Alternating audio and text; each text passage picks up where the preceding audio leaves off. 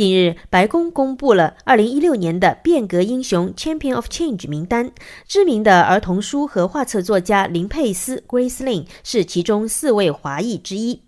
在美国出生长大的 Grace Lin 小的时候非常排斥亚洲和中华文化，但她成年之后所写的小说却主要集中在中华文化方面，这是为什么呢？ I tried to do all these things to not be Asian. Like I curled my hair, I refused to learn Chinese, I did all of these things, which I think was very hard for my parents because I just wanted to be American, only American.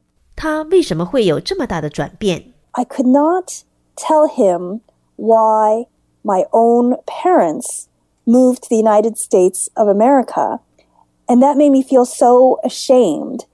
And so it was very enlightening.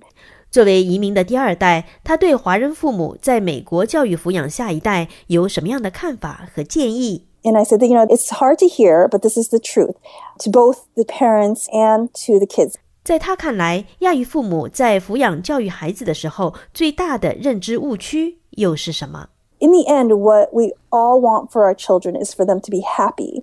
And the world does not need another very unhappy doctor, a very sad, depressed engineer, So like I said, I became children's author and illustrator, and I do not regret it one day.